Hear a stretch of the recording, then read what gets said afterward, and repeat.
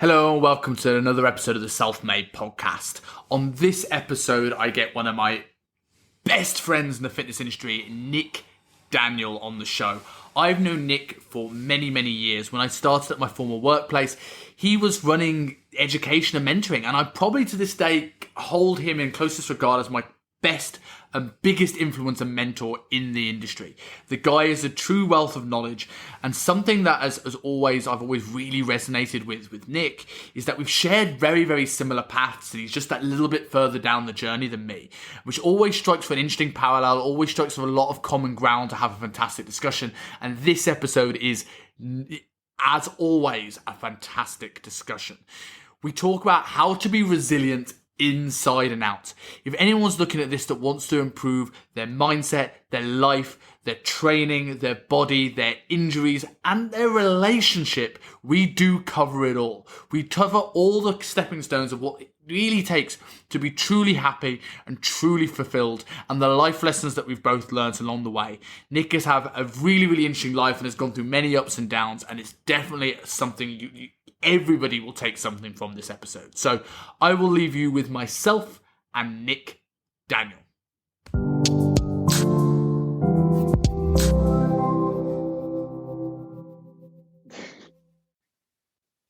I will say this though, as we start recording, before we go into you and learning about you, one thing I wanted to talk about, and I was deliberately doing this before I click record, because I want to see your reaction to this. You're a big fan of The Rock, right? Like me. And Yeah. Did you heard that he's released a rap album? Yeah. Have you heard it? Let's just say, I'm not the biggest fan of his rapping, but you got to give it to the guy. That's everything. The thing is, though, it's one of those things. Like, you're talking about mindset and shit. This is a guy who's just like, fuck yeah, I can do anything. And everyone always goes, oh my God, you're so talented. Just someone who's willing to put himself out there and try new things and just fucking do shit.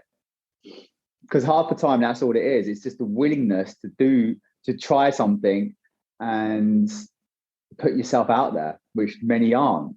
So, have you seen his Vanity Fair video? Oh, I saw a clip of that. Oh, he's brilliant. You just zoom in on him and talk like increasingly personal questions, and they're so interesting. And it's like when you listen to The Rock, and like you said, it's like things like he was told to lose weight when he started in Hollywood, and he was told he had to act a certain way and be a certain way, and and how when he felt insecure, and was like even The Rock feels the same things we deal with on a day-to-day basis. You make sure to push through. Look, the fact of the matter is, it's like the two people that I admire most, they're my kind of two celebrity admire most. And there might be like the cliche ones, whatever, but it is Arnie and it's The Rock. And people are like, when I say Arnold Schwarzenegger, everyone's like, oh yeah, because he's a bodybuilder. I'm like, no, not one bit because he's a bodybuilder. I don't think he had the best physique ever. I don't love him because he's a bodybuilder. I loved him for the fact that he was a kid stuck in this little town in Austria, and it's like he said, "I want to be a bodybuilder." I want to go to Hollywood, and he put posters of bodybuilders up on his wall. But he had to join the army, and this guy was walking in the snow with holes in his feet for like miles a day. But he joined the army, and he was literally doing weight. He put dumbbells in the tank. And then when he finished his day's work at 10 o'clock at night, with a torch, would do a workout. But he left the army. He literally ran away from the army to do what he wanted, risking getting arrested. Then, he just went, okay, I'm going to America now. Everyone's like, what? Yeah, see you later. And when he's in America, no one knows this, or if you read his book, people will. But he was like a millionaire or something, doing like property and trading and building works with Franco before he got into films. Then he done the elocution lessons because everyone said to him, you can't be a bodybuilder. You can't be the best. You're a little kid from Austria. He did it. But he was like, I'm going to be an actor. Oh, no one does that. You can't do that. Look at the way you speak. You speak funny. So he went to elocution lessons and got better. Bodybuilding, he done ballet lessons to learn how to move. That's how he became such a good poser, because he done ballet lessons.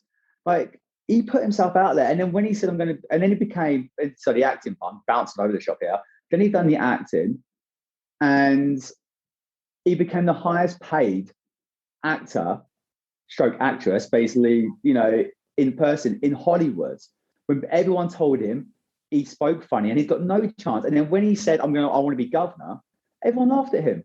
Literally, when he says, don't believe the naysayers, he's a guy who every time he has said, I am going to do something, and we're not talking, oh, I'm just going to do something little. We're talking, I'm going to become the best bodybuilder in the world. I'm going to go to Hollywood and become an actor, and I'm going to become governor of California. They're not small things, of three completely different things. And every time that he has said, I'm going to fucking do this, he's fucking done it, no matter how many people laughed at him.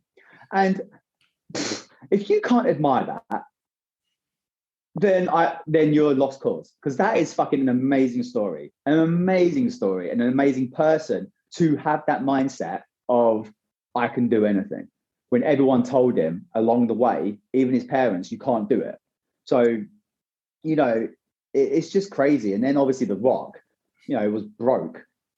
His old story, isn't it? That's why his business is called $7 or whatever it's called. Is it $7? Is it $7? I think so. Yeah, could be something like that. But it's basically the name of his company is around the fact that one day he was sitting on a park bench, 20 years ago? It actually wasn't that long ago. It was like 17 years ago. He was sitting on a park bench with $7 to his name, broke. And he went, I'm going to change this and never be like this ever again. And dealing with a lot of hate. That when he first started I think it was Survivor Series 98, like, he was this white meat baby face, typical Vince McMahon project of like, just smile all the time, be happy to be there. And he got chants of die, Rocky, die. Like, imagine thousands of people telling you to die live on air, night after night. And yet you not only don't let it get to you, but you actually use it to fuel you to carry on and push through and become probably the most loved wrestler in history, maybe other than Stone Cold Steve Austin. You know, and like, it's like, that's incredible thing to do. Like, to have that confidence to be yourself on camera to something, to a degree.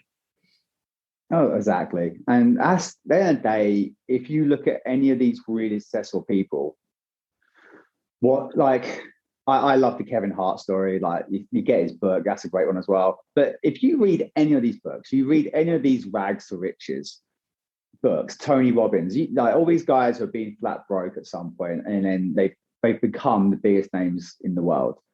What is the one thing they all have in common?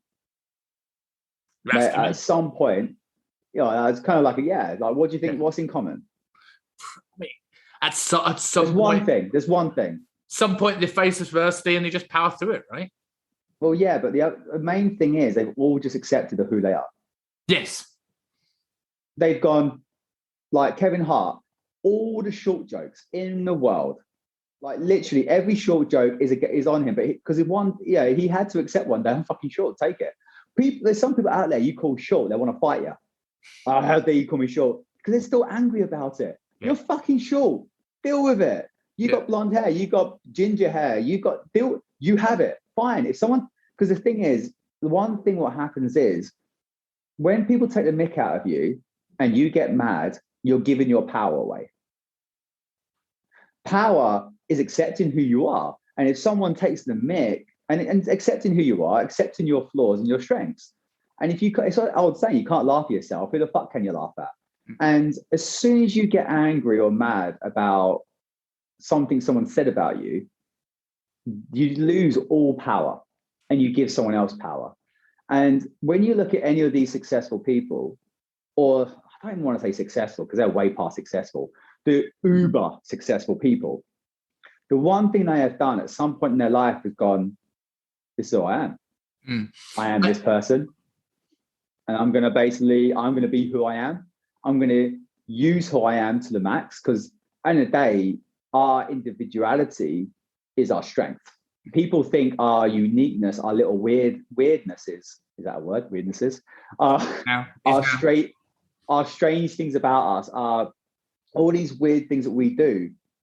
When you're growing up, people think are wacky and they're like, oh, why can't you be like everyone else? Or you're so weird. They're the things which make us unique. And they're the things what later on in life are what is going to, you should embrace become who you are. And you're just like, all these superstars, Lady Gaga and everyone, especially most of these people have been bullied at some point in their life for being who they are. And then they kept being who they are, and now growing up, they're fucking killing it. Yeah. I think it goes both ways with this sort of stuff. I've talked about this before on podcast mine and other people's that have gone on, where it's like, any time in my life where I've been risk averse, or I've decided not to bet on myself or not to be who I am, everyone talks about the risks of making decisions or speaking up or doing something, when people actually don't think about the risk and the detriment of not doing that. Like, every time you're not, I don't want to say living your truth, it's so corny, but like not being who you are, not being authentic, you're just reinforcing that you shouldn't be. And you just go further and further down a hole, I think, if you do that.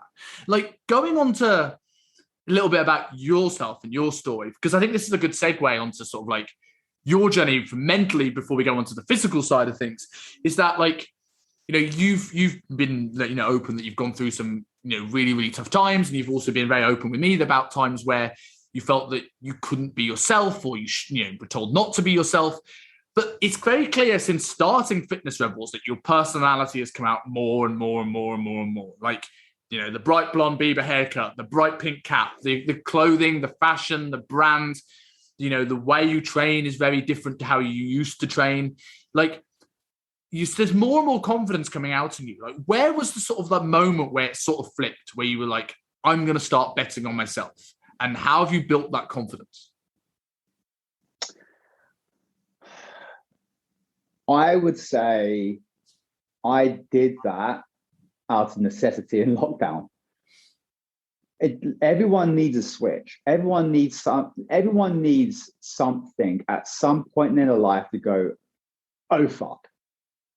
You can't, and I will always say this, you have to kind of hit rock bottom to actually find out who you really are.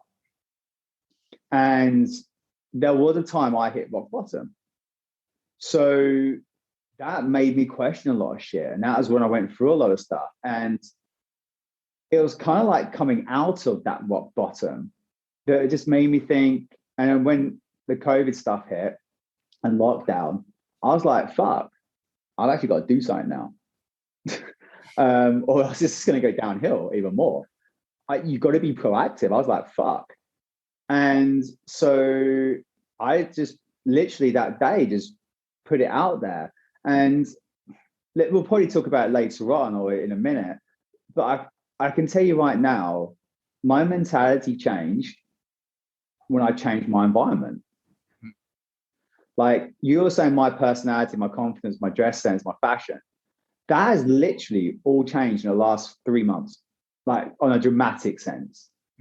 Why? Because we after a long time working hard for me and my wife, things are now starting to hit good.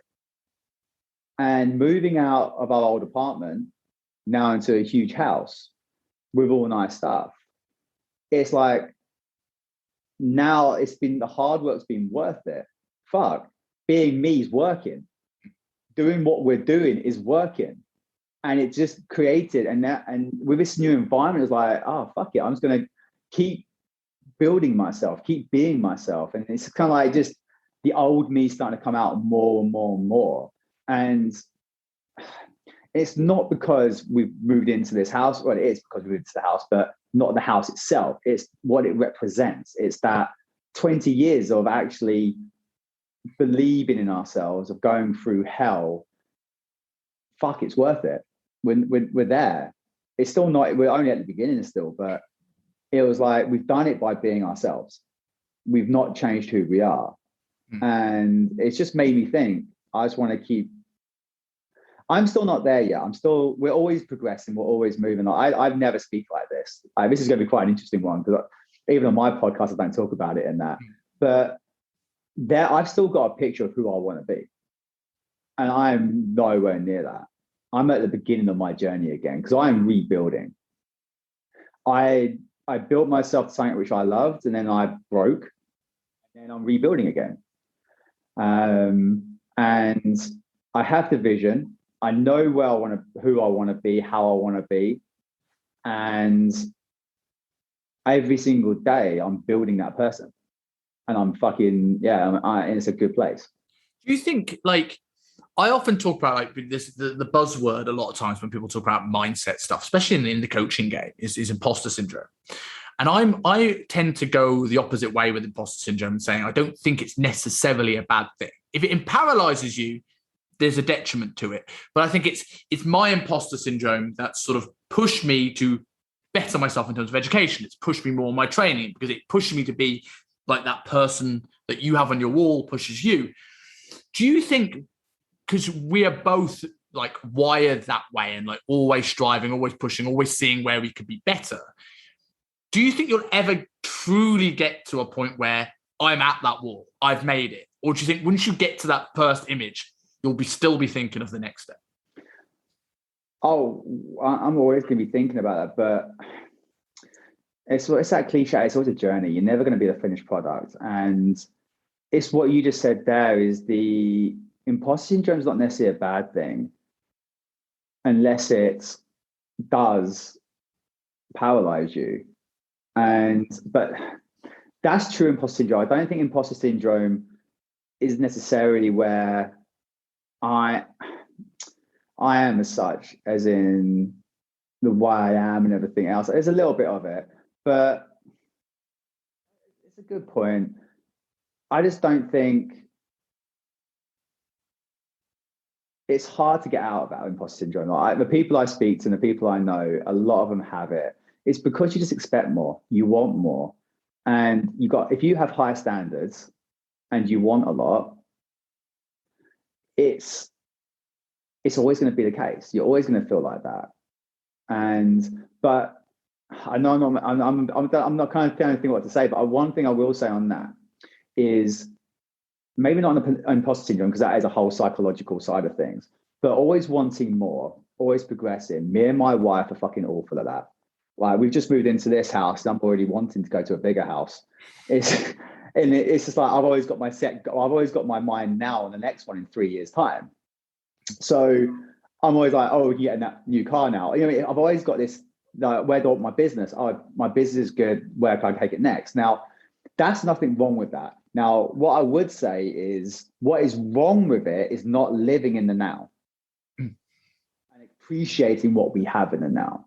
Like that's one thing which I am working my fucking ass off to do. Because in the past, I've been very bad at literally, as you just said, hitting a goal. And it's like not even celebrate. Me and my wife got into a point where we just didn't celebrate anything, no matter how fucking good. You know, we just went, okay, what's next? We've hit that goal, what's next? And if you never take the time to celebrate the wins, you're never going to be happy. And I honestly don't think it's about being happy with where that's not what I'm looking for. It's not about accepting where you are and being comfortable. And people say, oh, you should be happy where you are, you know, stop wanting more. No, you should always want more. You always be driving to be better. Join the process. Because it's the process. Because when me and my wife get a lot more, it's because of the people we're becoming, what we are learning about people, about business, about finances, about whatever it is, we're learning and developing as a couple and as a people. So therefore, we're getting more because of the people we're becoming. Yeah. But one thing we are doing massively is celebrating. Like last year when I passed my exams at uni, that to me was like, well, it's expected. What now? I mean, I've got no choice. I'm at uni. I've got to pass them. And you know, to me, that was just normal. Like, because it's like even that, I don't even give myself a pat on the back that I'm running a successful business while being in my 4th year of uni, doing an osteopathy degree. I don't even see that as people think it's impressive, or people message me saying, oh yeah, it's inspirational, or you motivate me. I'm like, I don't know, it's just me doing me. I'm just doing what I'm doing. And it's crazy because that's just our mindsets. And the point is, after we passed my exams, we literally made it like Sarah was like, right, fucking celebrating. We're going out. So we've just done a few things. I don't mean anything big, but we went and played our favorite things, crazy golf. we love everywhere. We just love crazy golf. Yeah. Crazy golf and then cinema. That was our celebration. Doesn't have to be big, but it's just taking a day, even if it's just a day, when it's about you. It's about well done. You cheers to whatever you're celebrating. You celebrate that person. You celebrate the achievements. You celebrate. That to me is how you stay, is the key to being happy while keep wanting more. You have to celebrate those wins. You have to be in the moment. You have to appreciate where you are at that time. So there's nothing wrong. Like now, I still want more, but I'm very appreciative and very happy and very content with what I've got now. I look around and smile every day and just think, okay. Yeah, I suppose the pros and cons of network as well. We spoke a little bit about off air of like that sort of feeling of it's who you surround yourself with. It sort of gets in your psyche, and like it's supposed to that pros and cons of sometimes that people say your network's your net worth, and I truly believe that you surround yourself with the right people that bring everybody up. But like I know for me, and I'm probably I think in a lot of ways we've shared similar journeys, and I'm just like a few years behind it, and like I'm slowly starting to build my confidence back after having it taken away from me, and like then I'm in that point now where I'm starting to enjoy the stuff I'm doing. I'm starting to sort of like appreciate the now, but I still get that because I'm surrounding myself with people that are already successful, already killing it, already doing well in their business, and I'm just looking at them and I'm just like I'm comparing rather than going, hey, look where I was 6 months ago compared to now. I'm making more money than I've ever made in my life, and like it's not where I want to be, but it's like, do you know what? I was not here 6 months ago. And that's the thing. It's one of those things when you tell others, it's like, do what I say, not what I do. But you have to realize everyone's on a different journey and everyone's got different times in that journey. Like, say, we haven't come from money. Me and my wife, we're working for everything we have. Say I look at someone else, 25 years old, on Instagram. They've got a gym. They're driving a Porsche, and they're saying, "Oh, how they're sitting there going, oh yeah, my coaching business, blah blah blah." It's like, and everyone gets jealous. Who's to say they don't come from a millionaire family where mummy and daddy just bought them a gym, they bought them the Porsche, and they built them that. They basically just had it easy. Like, I'm not taking always on credit. Yeah, or it's on credit. And another thing as well, there's a lot of people who say, oh, my gym. Well, it's normally a personal trainer. When they've all of a sudden got my gym, it means a client has paid for your gym and you're just managing their gym. But anyway, it's just whatever it is. I'm not taking away from anyone else. But the point is, I might get what that 25-year-old has, but it's going to take me till I'm 45. When he's 25 and has it, but that's because he came from a higher starting point. He literally was starting at 20. He was starting at 24 years old when it comes to the financial safety or the financial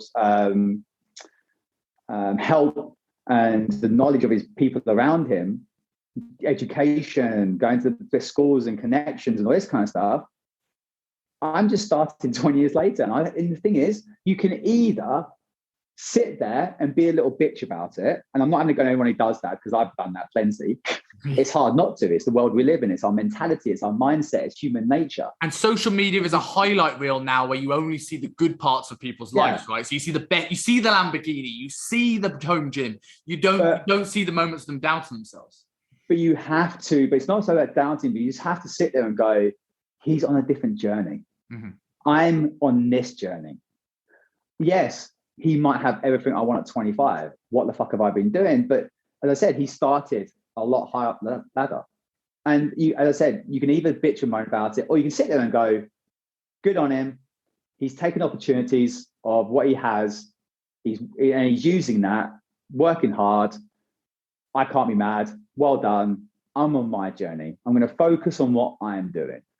And that is the problem. Like I said, all the stuff we've been talking about is just being yourself and focusing on yourself. And that's the problem, though. The whole world is designed to make you feel shit about yourself.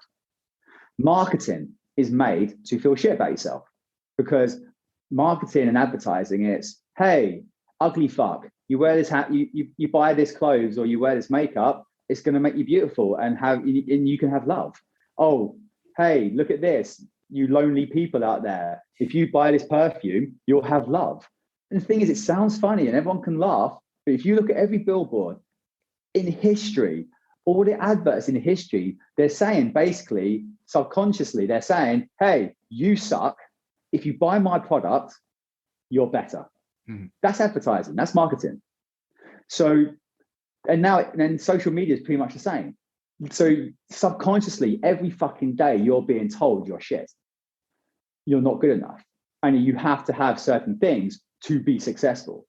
So I started that. But basically, so the only thing you can do is, which, every single day I try and focus on. And I think most successful people say the same shit. What's the old cliche saying? Focus on your own shit. Don't worry about anyone else. Focus on your own thing. Because like you said, you don't know their story. You don't know if the story they're telling is even real. You don't know, you can actually hire for about £500, I think, for an hour. You can actually go to a hangar, walk onto a private jet, get a load of photos taken, get a photo. They've got makeup artists by just by the plane, so where you can get your hair and makeup done. Then they'll take photos. Like, this is what people, this is what people do. They literally, and then they pay like £500, whatever. They walk up the steps, get a few photos, go into the plane, get a few photos, and that's it. And they post up. But they just paid £500 to get those photos. That is actually a thing. So even in real life, I don't mind if you are flying on that plane jet and that, but you're not. It's a complete lie. So this whole world is just literally made up of a lie. And that's why the old saying of focus on your own shit is so true. But saying that, do I do that all the time? Hell no. Do any of us do that all the time? Hell no. It's hard because our psyche is not made to do that. We are made to compare. Our brains do that. We compare, we judge. It's what our human brain does. Yeah. So it's like one of those things. Every day you have to be aware of that. And every day you just got to wake up and go, right, let's just, like, I started deleting loads of people from my Instagram. Anyone who made me question anything, anyone who'd done anything, I was just like, right, nah, get out. You have to just basically focus on your own stuff, which is hard. I'm not sitting here trying to be preacher. I'm just telling you kind of what should be happening, not what I do all the time. Yeah. Because I think too many people say that, it's not a case of look at me, I'm perfect. It's a case of these are the things what we need to do. It's hard. So you just have to be aware of it on a daily basis. One of the things that helps me, one of the things that has helped me with the comparison thing, because it's something I definitely battle with and have to stop myself doing. It's and I don't succeed at this every day, but I'm making a real conscious effort at the moment to try and hold off looking at messages, social media, until I've done something productive for me. And on the days I have very early clients, that could be as simple as sitting down for 5 minutes and having a coffee. On days where I have later clients, it's getting some content done, it's doing some studying, but it's something where I do something for me before I go on Instagram. Because 40 years ago, you're only comparing yourself to Dave across the street. If Dave's got a boat, you want a boat. Whereas now you log on and see everybody with a boat. It's in there. And I think today I failed at this miserably because I got an Instagram notification. I was like, and it wasn't a conversation I wanted to have. And I was like, that sets you up in a bad day. And now you start looking at it. Now you're scrolling. So, I think trying to be a bit more targeted with how much time I actually use on social media rather than scrolling has helped a lot in the last couple of months to avoid this. Oh yeah. It's like, I will 100%, I'm open about this. Well, I'm open about anything really, you know me. And the fact of the matter is, I am 100% confident in who I am, what I am walking around like in real life. I will say, and I'll be who I am. If you put me in a room of 30, when I do my seminars, you hear the kind of shit that comes out of my mouth. You hear the way I talk, the way I dress, who I am, everything. I don't care. It's who I am. Accept me. I love it. I'm confident. As soon as I step on social media, who I am goes out the window and I question things. Which just shows you how it's a different, because to me, it's a different world. It's your billboard. It's a different world that I don't understand. True. And because I'm 40, I'm 41 years old. I've done a lot of changing. I've done a lot of growing in so many different things and learned so many different things. But then the next thing I have to get comfy with and learn is that social media world, because it's just weird to me. I'm old school. What can I say? So it is for me, it's really strange, and I'm always open for any advice on that kind of stuff. But in a real world, I don't know, because to be honest with you, everyone will say to you, and I think it is the most important place to be confident is the real world. Because how many people are the opposite? How many people are confident sitting on social media, talking to a fucking camera, taking pictures, but then if you put them in a room of 20 people, they get anxiety, they get nervous, and they shit themselves. Yeah. I know quite a few people like that. So I must admit, if I had a choice of being confident in either the real world or social media, I'd always pick the real world. Yeah. But I have to learn personally how to put my real world self in this world, in that social world. That's what I have not worked out yet. Yeah. I think it's just as we said off air, right? It's an art, and it's just a case of like being able to get over it, start doing it, building momentum in the same way that the new location built momentum for your career and the new environment. I mean, you speak a lot on Fitness Rebels Radio, which is, by the way, probably my favorite podcast, especially now London Real went a bit mad. But you really? Oh god, the guy's gone off his rocker, mate. Like it was so good, but then it was like he tried to do the digital freedom platform, and he got David Icon, and then people found out that it was a Vimeo site that he was basically just saying was his own platform and just pocketing all the donations. And then to hide from that, he tried to be mayor of London, and then when he failed at mayor of London, now he's doing like Bitcoin investing courses all of a sudden, and everyone on the show is Bitcoin. I'm like, okay. But like a lot of people, it's like a common trend, especially in like the first sort of season of your podcast, where the common trend of values came up.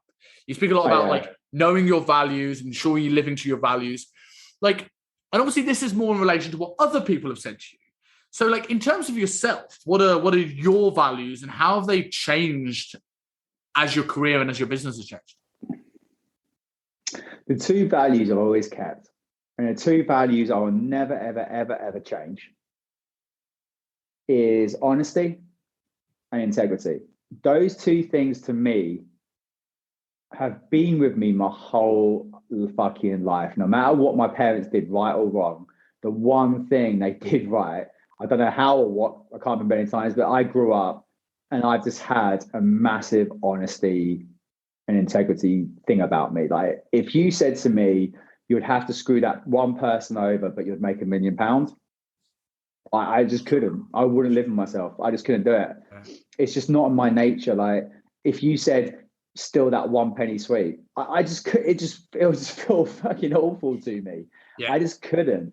And it was just, I'm just a big believer in the whole honesty and integrity. Like even in my past job at the last gym I was at, like Nick, the boss, like he said he always admired my honesty. If I screwed up, I would straight away go to him and say, look, I screwed up. We've got to do this. I'm fixing it by doing this.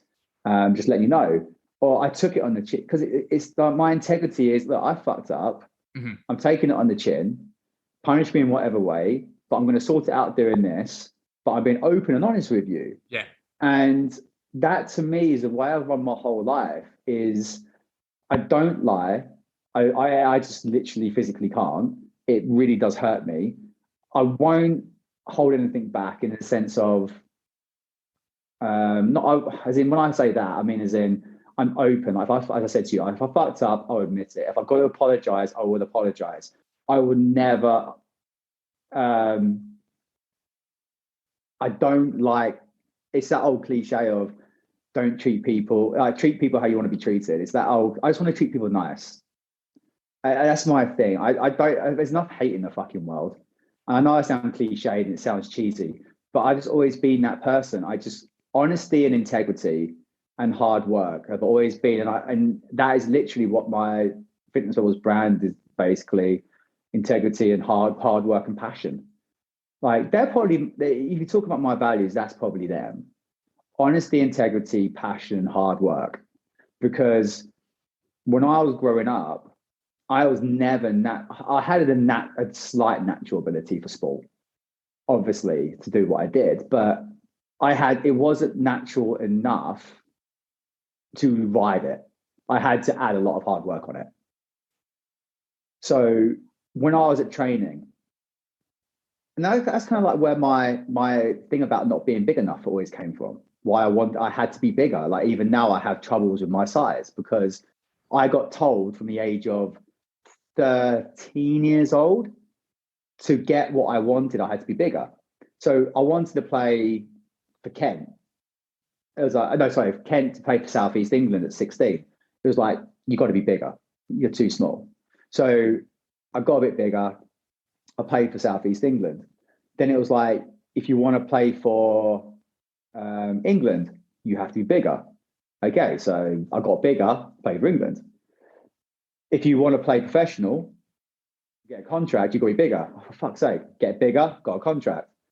Playing for the second team, you won't ever make it unless you get bigger. So I got told from the age of basically around 13, 14 years old that what I wanted to achieve, I had to be bigger at. So I had to keep working at getting fucking bigger. And the funny thing was though, every time I got bigger, I got my goal. So for 10 years of my life, at a very, when your brain's a sponge, for 10, 15 years of my life, my brain said, oh, when you get bigger, you get everything you want. And so that's where that shit came from. But that's another story. But the whole point is, it's the hard work I always had to keep putting in. When I was at training, when everyone, I was in a top sprint, in rugby, I wasn't, my defense was shit.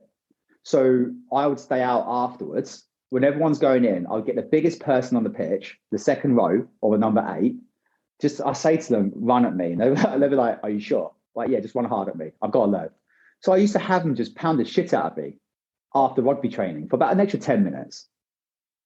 Just running at me nonstop. And I'll be in pain because they literally are they're like, I was at 80 kilos and I'm getting someone who's 120 just to run straight at me. And I'm like, well, I've got to learn.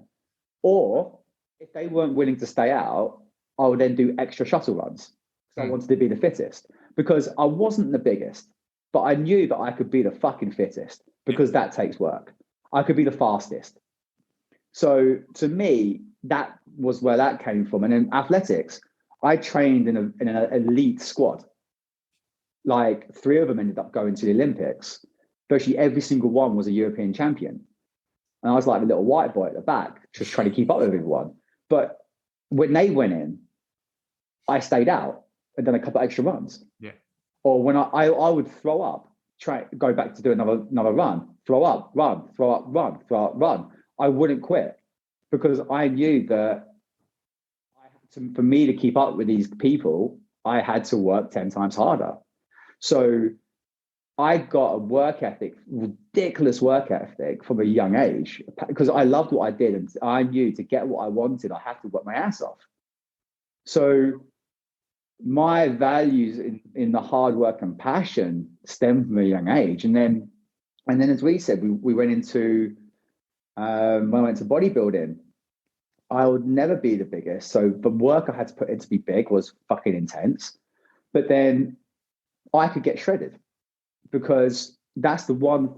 Genetics will always come into how big you can get. But hard work, That's what I've always said. Genetics will always play a part in how big you can get. But the hardest worker, whoever can take the most pain, the one who's got the best mindset, will get the leanest. Mm-hmm. And so when I was bodybuilding, I thought, you know what? I can't be the biggest. I'm not going to be the prettiest because my ratios aren't the best. Fuck it. I'm going to be the leanest. Yeah. I'm going to show that I can work harder because I can't give genetics. I can't give up my shape. I can't be the biggest. So what can I prove? I can prove that I'm the hardest fucker in the room. Oh, sorry, hardest worker in the room. So one thing I've always had mentally is the work ethic of, well, I want something, I'm going to get it. And I'm going to, and as I've never been genetically gifted in any way, brains, brawn, whatever. Yeah. I've always had to work hard for it. So the hard work is a massive value. The integrity is just say what you're going to do and just don't fuck people over and just be nice. And I just can't. And when I see, and that's why when people kind of screw me over or people aren't good to me, it's why I take it so personally, because I would never do that to someone else. So I get really upset or frustrated when other people are like that. And the one thing I realized actually, which chilled me out a lot as I got older, is that you can't put your own standards on everyone else. Because if you put your standards on everyone else, you're going to be heartbroken.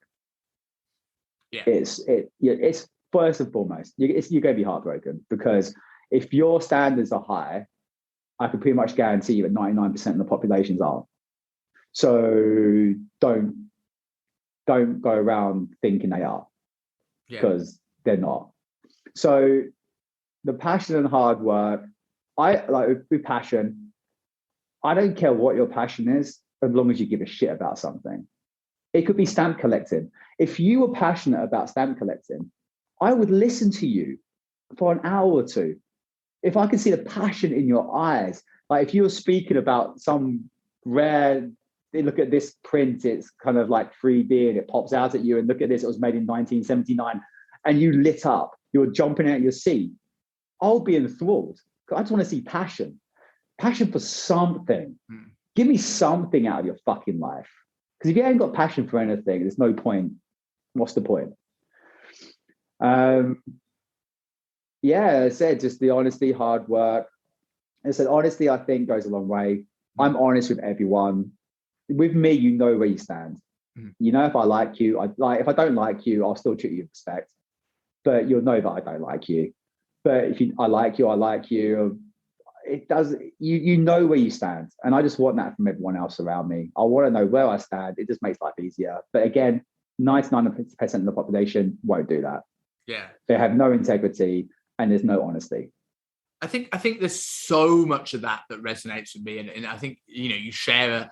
That's probably why we get on so well, but we share a lot of the same values. And I know, like for me, the integrity is a huge one, and for me, and more so over the last few years of like similar to yourself, when you're let down, you realize how important it is to find someone with integrity, to find someone that carries themselves the way, not necessarily you feel they should, because that's holding someone else's standards, but just in treating people in the way that you'd like to see yourself treated and everyone else around you. I think there's I'm like you in the sense that when I've had those ideals questioned, I've taken that incredibly hard, and I've starting to learn exactly in both directions. When people let you down or when people don't rise up to your level, either way.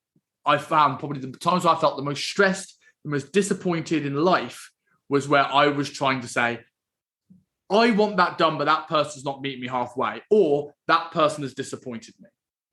And going back to what you said earlier on about focus on your own shit, like I'm not thinking about that.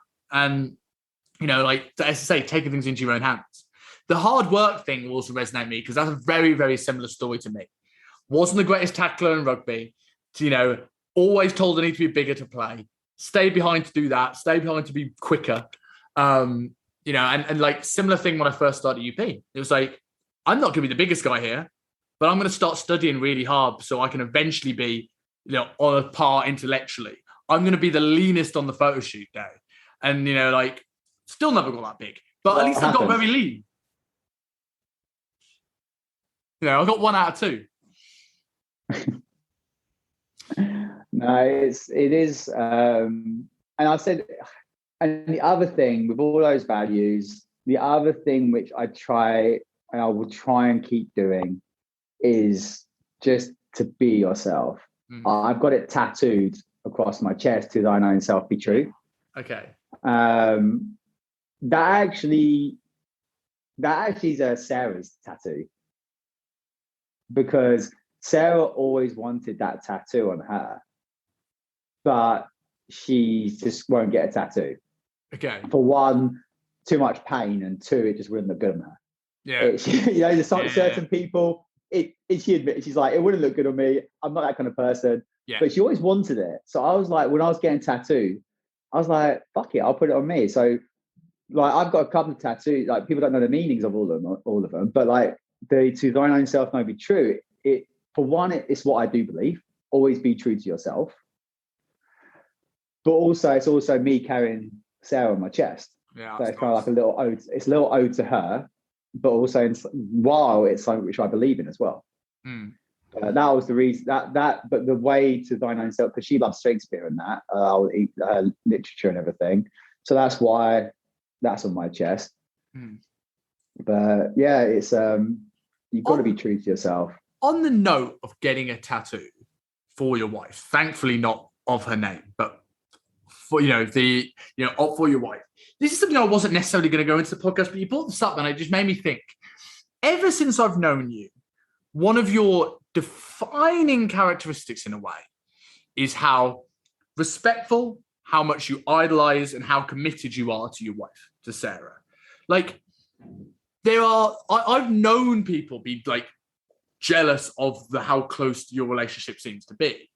Like, I don't know if you ever asked this, but like, what do you think has allowed you to have such a successful relationship where, there's never, well, at least on the surface, it's never seemed to be a doubt in your mind? No. Respect. 100% love and respect. One thing I see missing in a lot of relationships is respect. It's one partner wants power, or one partner bosses the other one around, or one other does not respect the other one.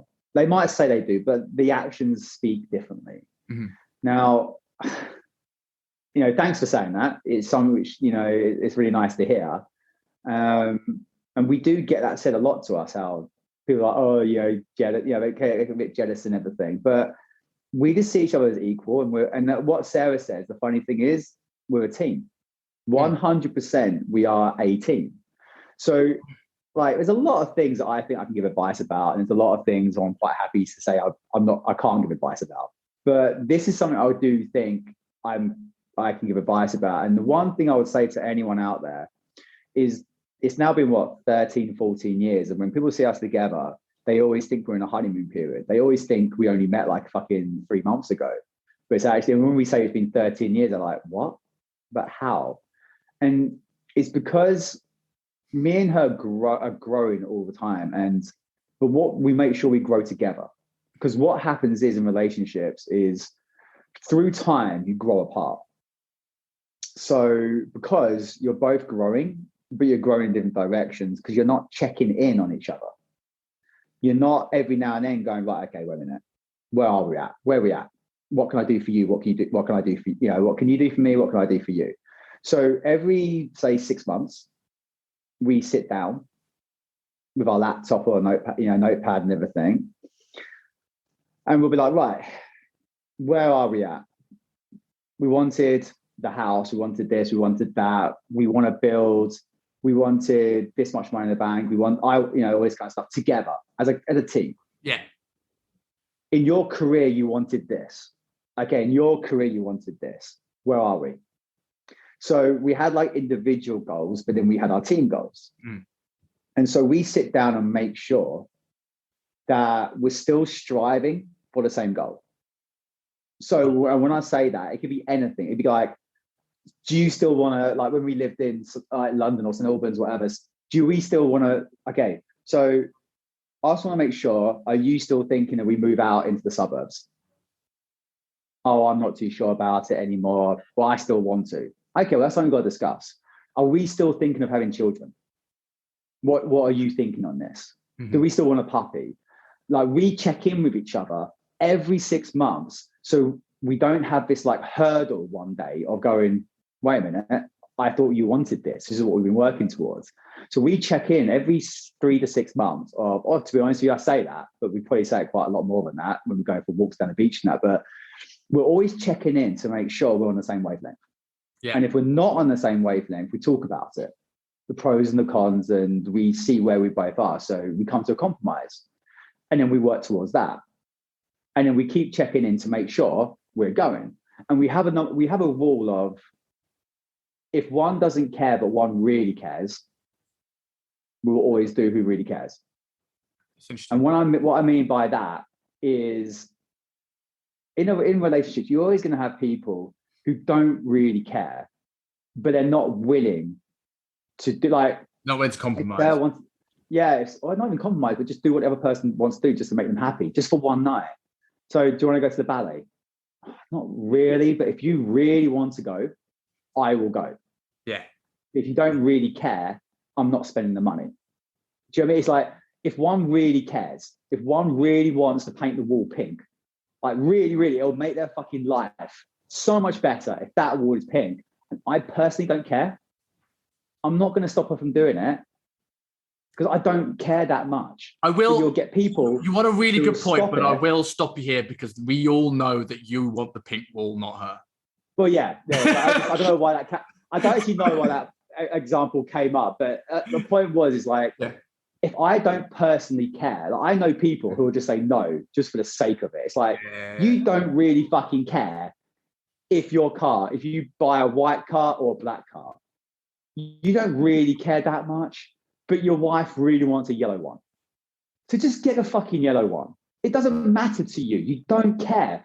But people see this power trip and it's ego and it's fucking, and it's just like, just whatever, just do that. But anyway, so we kind of just go through this check-in. And then we go to our individual goals. And it's like, right, what are you striving towards? And what are you striving towards? And then with that, we'll see what each other can do for the other one. So if one has to step back slightly while the other one goes forward, one will step back slightly as the other one goes forward. And then we'll get to a point going, do you know what? It's time to push you forward now. Or what can I do for you? So we kind of always are sitting down, finding out where we are and what each of us can do for the other one. So I might say to her, look, I am crazy busy for the next 3 weeks. My exams are coming up, or the next few months, the next couple of months. She'll be like, right, I'll make you dinner. I'll do this for you. I'll look after the dog. I'll go there. I'll do this for the next few months. But then I'll know that she's got conferences and all this kind of stuff. So she'll text me saying, can you bring food up? I'm busy. I'm like, cool. So we're always kind of just going, right, the next few weeks are going to be mental. I need you to be able to do this for me. And I'm like, okay, sweet. And then she'll be like, so we're a team. We just work together and we make sure that we're giving each other what's needed at the times. But the only way we do that is communicating. It's just sitting down every now and then saying, so where are you in your career? Where are we going? And just making sure that as we're going forward and as we're growing together. And if that makes sense. So that's what we do all the time. And we just have absolute massive respect for each other. Like there's never a time, one's not better than the other. We are a team. There's no power tripping. There's no egos playing. It's just, and we met and we got the same values. So it's easy. But I don't know what else to say to that. But the only thing, as I said, it's just pure, unadulterated love and respect. Yeah. And it's the fact, as I said, we keep making sure we're on the same path and we discuss that path. And if I said to you, if one really wants something, really wants it, then that's what we do. Yeah, So I think that's a really good answer, and I think it's it's something that like I hold that very dear to my heart when it comes to relationships, and like I've always said like I would never, if I ever catch myself like in the pursuit of me pushing my business or anything else, not giving the level of respect that I feel Ellie deserves, I need to pull that step back. And I always think like there's two very, very clear paths here. And like they should join and push together. But like I should not interfere with this and she should not interfere with this. And it's like we can build together. And I think there's a lot of amazing takeaways in that. That like I love the 6-month thing. I love that. I like stuff. And it's also to be honest with you, it's the number one reason why we are smashing everything we do and we're still spot on. Because we make sure we're going in the same path. We never have an argument because as we're talking about it all the time, there's never a fucking argument to have. It doesn't get to that thing. It's an escalate, right? Exactly. Because we're proactive in our relationship and not reactive. I'm not even kidding you. We've not argued for about 10 years. I can't actually remember the last time we argued at all. Really, and that's why, as you said, people are jealous because we actually had someone the other day say to Sarah, one of her friends, colleagues, actually said, "Yeah, but your relationship's not normal." We're like, "What's not normal? Shouldn't it? It should be normal." Not a problem. Exactly. That's the problem. We sat there and was like, because people say to like always like we don't actually. I don't know how much why people think. I don't know what I put on social media, but everyone's just always like, "You two have such a good relationship." I'm glad that's how it comes across because we have, and I'm just like, but it kind of makes me sad a little bit because other people can't find that or other people don't have that. I'm just like, but that's what marriage should be. It's like we spoke about this all the time, and people say, "Oh, but you know what it's like when you get married." It's like, well, what do you mean? What does that mean? Oh, things change. Why? Why do things change? They should be exactly the fucking same.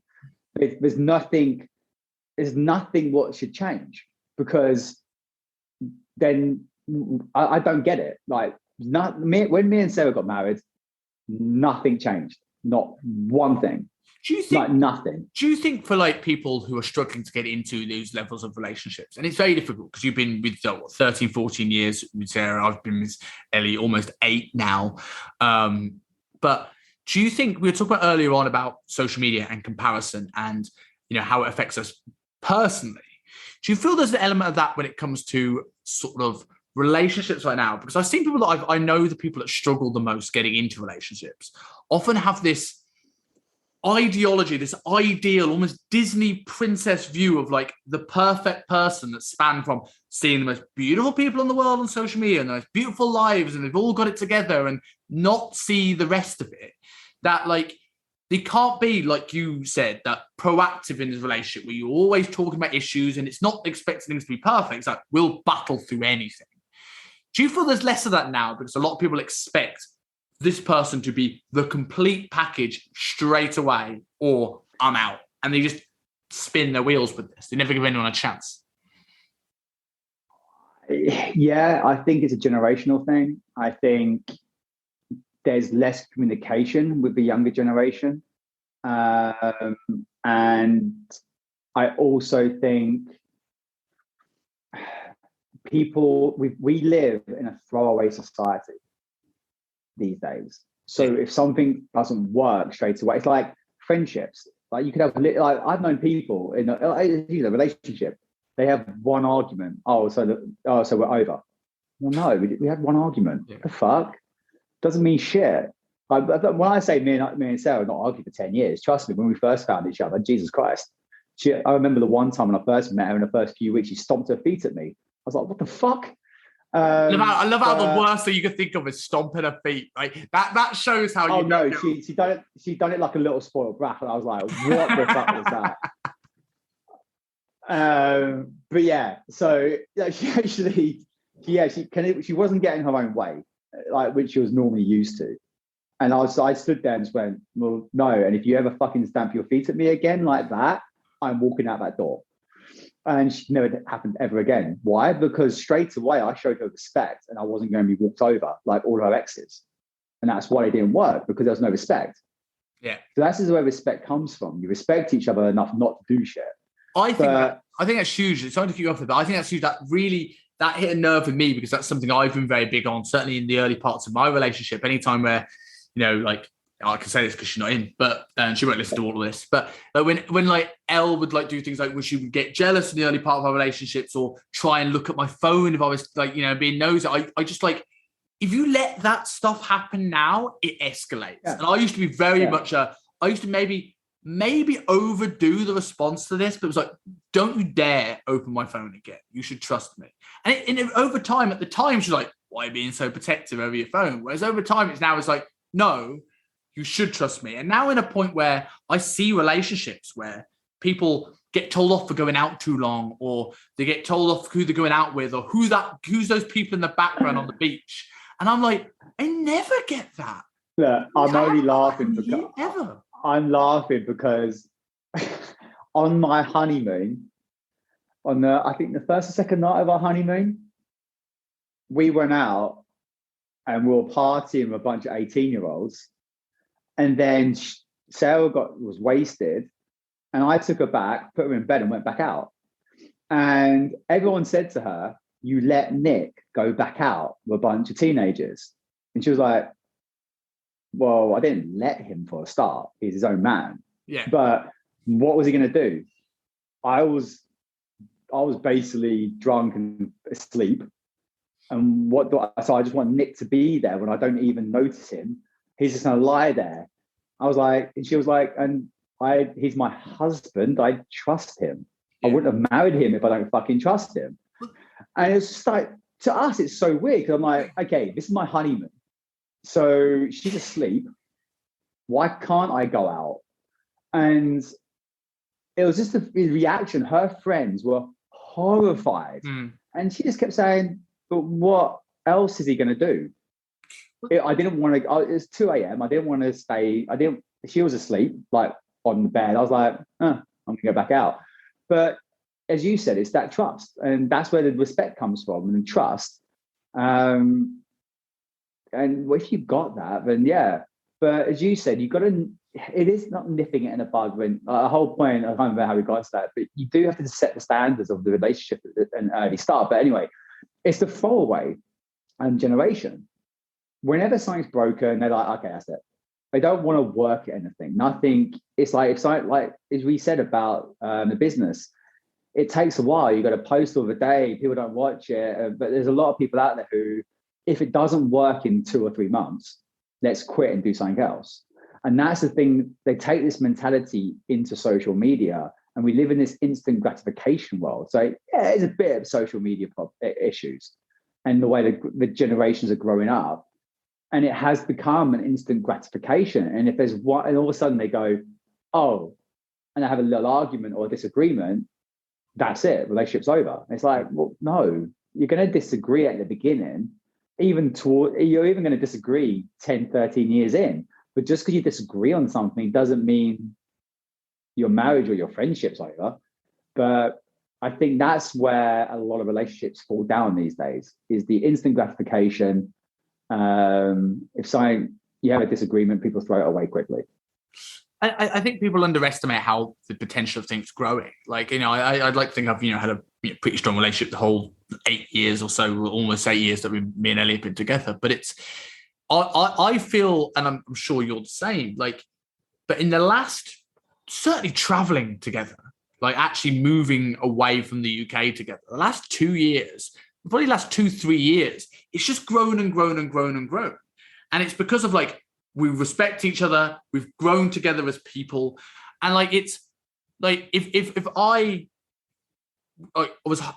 made a judgment on a person based solely off one night, one date, or a week of dates, you may never get to that end point, because you've got to be able to like actually find out who this person is and see past the Tinder profile or the Instagram feed. But on the flip side of that, I do believe in that instant connection, the instant, not love at first sight as such, but the instant connection. Spark, right? And like, me and Sarah basically met and moved in together. and traveled. It was quite a whirlwind. But I knew literally straight away. Like, I had my fun. I was 27 when I met her. I had my fun. I'm, not going to sit here and beat around the bush about that. But when I met her, I was like, I'm done. That's it. I'm in. The only girl which I ever felt like that. So I knew that was awesome. The point. I was like, right, okay, this is the one. But as the thing is, a minute ago when you said about traveling and all that kind of stuff, it came down again because you and Ellie had to discuss things. You weren't back at home in your flat just going through life. It was all of a sudden, I've got an opportunity to go to Hong Kong. She's like, oh my God, I would love to do that. Oh, really? Okay, didn't know that.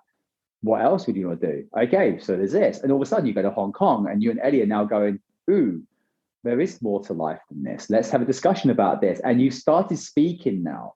Your communication's got better. I could be wrong, but since going to Hong Kong, you're probably talking more about things that you want to do and the options that are open to you more. Because beforehand you weren't, but since this has happened, you've now probably been discussing things and going, oh, we can go here, we can do this. What do we want? Where are we building to? Where do you want to live? Where do you want to stay? Is there anyone else you want to work?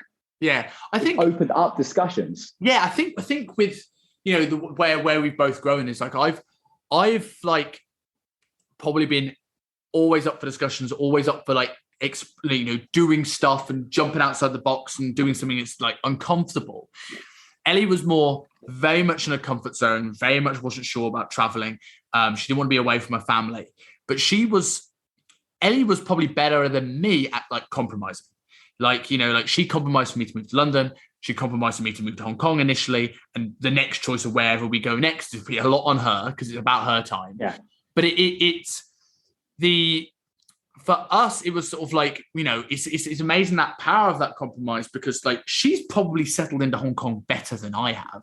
And yes, she struggles with homesickness a little bit more than me, but she's got great friends, great network. She's loving it here. And as you said, it's now like, oh, we can do this, and this and that. And like, I've now like, because I've explored some of the things that I want to do and ticked off some of those bucket lists, on the flip side, I've become better at compromising because it's like, it's your turn. My next step in my business is probably something where it doesn't matter where I am. And I'm trying to push it that way so Ellie can have a free choice. Yeah, exactly. And that's what I was saying earlier. And that's fantastic, buddy. But I also tell you the other thing, which I missed out earlier, of why we have such a great relationship is because we fell in love with each other the way we were. And we have never, ever tried to change that. Yes. She met me as the kite surfing, goes to the gym, looks after myself, healthy. I met her as the pisshead party girl. Now, when it was like, oh, can we meet at 8:00 because I've got to go training? Cool. When we were together, it was, we want to go out for dinner with, I don't know, Katie and Steve. I don't know who Katie and Steve is, but we want to go out and do dinner with them. I was like, can we make it 8? Because I've got to go training with the boys. There was never oh my God, it's always about training. People just say to her, but don't you get sick about him always looking after his body? And she was like, no, because I met him like that. I met him when his body was a top priority. I met him when we had to arrange dates or arrange what we did around his training. I knew what I was getting into. And then she says like, well, I like if you want, you guys talk about the way he looks. How do you think he looks like that? He goes to the fucking gym. So if I want to look at my husband and think what a sexy fuck, then he's got to go to the gym. He's got to watch his diet. Yeah. But also that's how I met him. I met him as that person. And they're like, yeah, but she's like, there's no but. If him going to the gym, it's like, even now, 13 years later, if she says, can we go to the cinema tonight? And I go, no, I've got to go to the gym. Doesn't get mad one bit. She's like, okay. What about tomorrow? Okay, we'll go tomorrow because I'll go to the gym earlier. That's it. And people might go, it's like, no, because she knows how me going to the gym is one of the biggest one of the biggest things in my life. And that's why when I went through my depression and everything, which we've not really spoke about, but that was one of the hardest parts of my life, not being able to train. But Sarah knows how important that is to me. So therefore, I'm that person. Now, when I was with Sarah, when people say to me, they know how important my life is. If someone says to me, to Sarah, go to the gym, I'm like, no.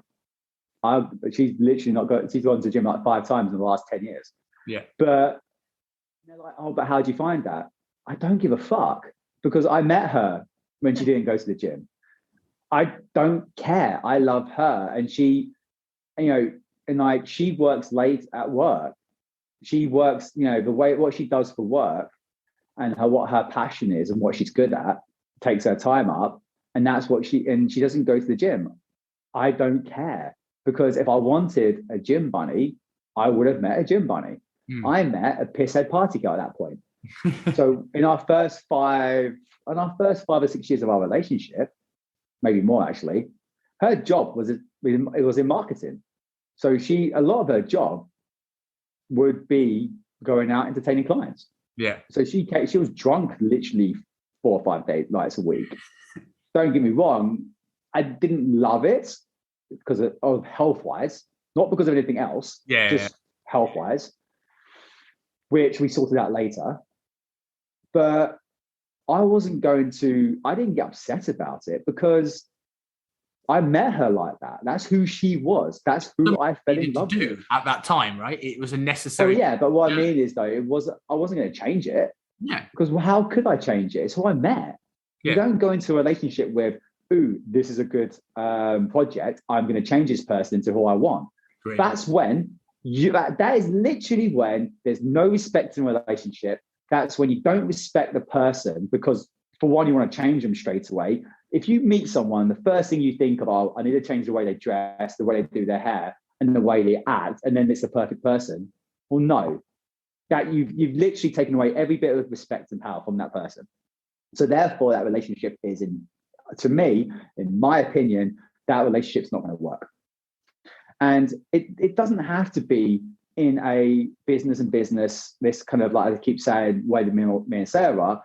It's just respect for each other. So, I know other people talk about this. If you're doing business, you've got a business and you're working your ass off, and your wife is a housewife, but they work their ass off and they look after the kids, but you still respect them. You don't try and change them. And you do what you can to help them out when you help each other out. It's not about two people trying to strive for business. It's just putting each other, no matter where you are, you put each other on the same pedestal, you love them, and you just don't try and change them. And I think that's the thing about me and Sarah. We've not changed it. We've not even tried to change each other, because for one, we've loved each other for who we are. And secondly, we just have, that's what, when I meet people, they go, oh yeah, when I first met him, he was doing X, Y, Z, so we had to stop that. It's like, what? Oh, yeah. And that's when relationships to me don't work. It's when people go into it with the premise that they're already going to change them. Yeah. And that's the one thing I would say is the biggest thing about me and Sarah. And that's when we said about, when you get married, things change. Not one thing changed for us. We just had a big party and carried on as usual. So like, transitioning slightly, because you mentioned about how training was so important to you, and we've barely talked training in for a man who's a trainer. But going into sort of like, you mentioned about your sporting career a little bit, and then you glossed over trying to going into bodybuilding. Like, before going on to sort of what you do now and that transition, like, what is it first that made you get into, like, from competitive sport into bodybuilding? And like, what were the biggest lessons that bodybuilding taught you, and what were the biggest drawbacks of bodybuilding? Because I'm sure there's pros and cons. Well, I'd always wanted to be a bodybuilder, literally always. But rugby and athletics, I couldn't do that. It was more about performance and to achieve my goal. And obviously, always being told to be bigger was always in my head.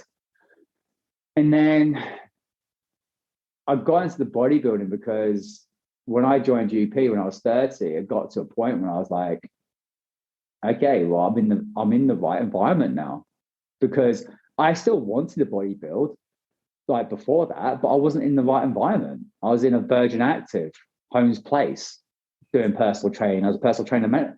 That wasn't a place to be a bodybuilder. I wasn't surrounded by those people.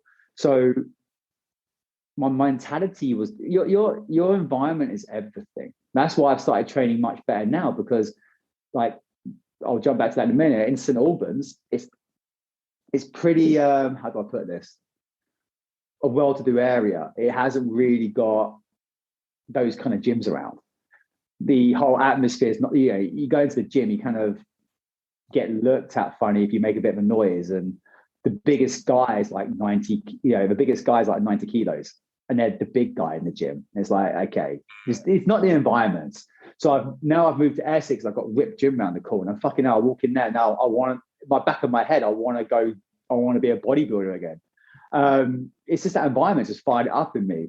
I'm not going to be, but I still want my physique and my training to go to the next level now again, because I'm in the right environment. But anyway, so when I joined GP, it just put me in that environment. It was exactly what I wanted. It was, okay, I'm here. Now let's stop bitching about it. Let's stop wanting it. Let's do it. So and I was at the age when I'd done pro rugby. I kite surfed around the world for like 3 or 4 years. Another thing we've not touched on. And then I've done other jobs and that. I've been in the front cover of some magazines, been lean, done some fitness shows. And then I was like, right, I kind of pushed it now. Let's get on, without being blunt, let's get on some drugs and get big. Because I've done everything naturally so far. I've done some really cool shit naturally. Now I want to see what I can do. I want to push myself to the max now. I've always been a case of pushing myself to the max. Whatever I do, like I lost myself the last few years, but my whole thing, I don't like mediocrity. Just personally, don't like being mediocre. I like being special. Always have been.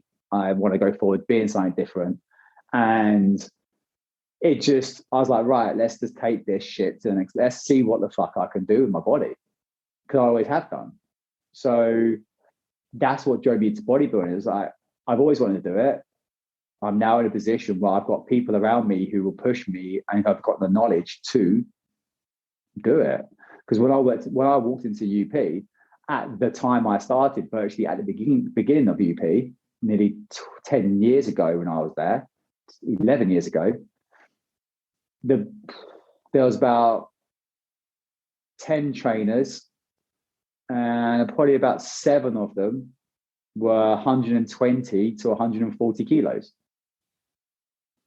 You know what I mean? Shredded. So, when you're in that environment, you're like, okay.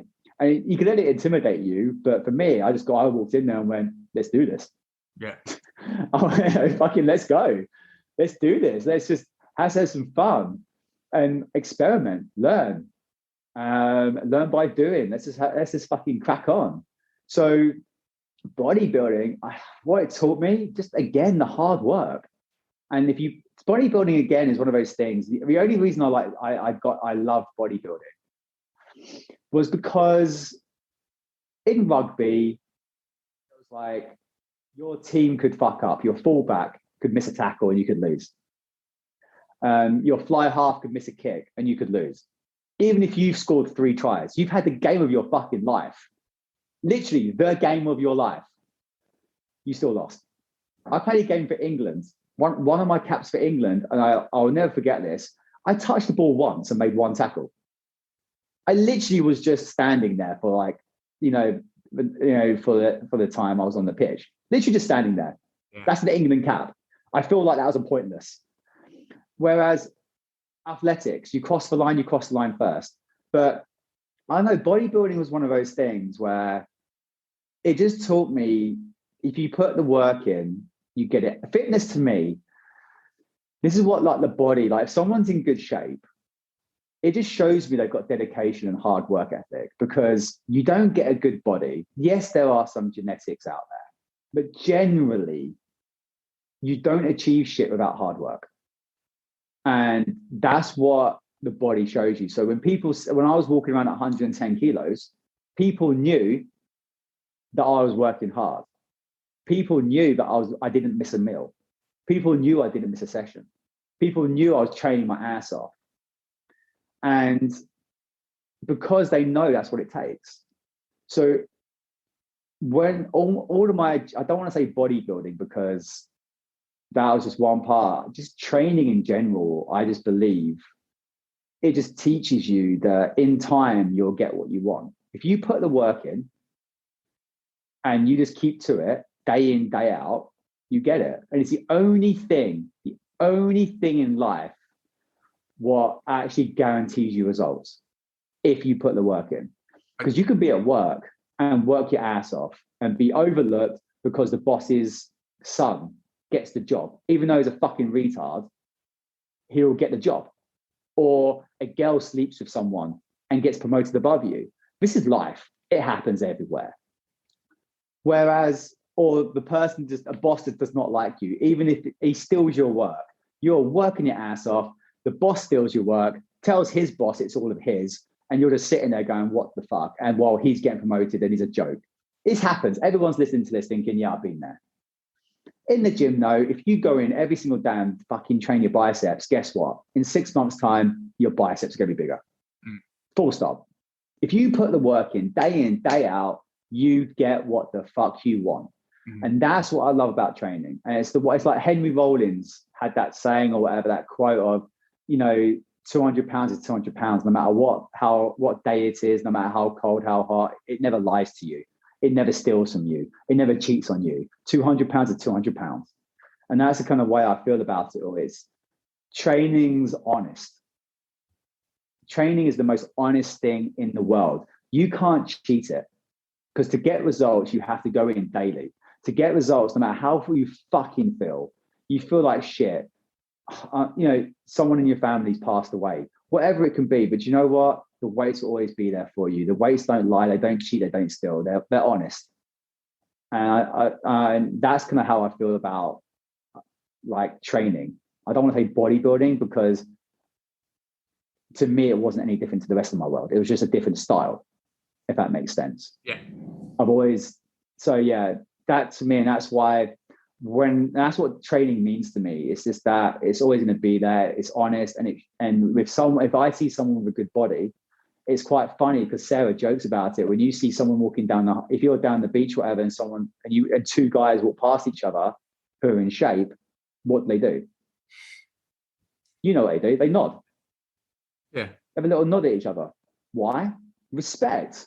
Because the other person has been dieting. The other person hasn't missed a fucking workout for the last 2-3 years. Yeah. So you have a little nod. Like Sarah laughs at it all the time. You have a little nod of good man. Yeah. You know what I mean? And that's what I love about it. And that's what training means to me. And I don't think, and no one can take that away from you.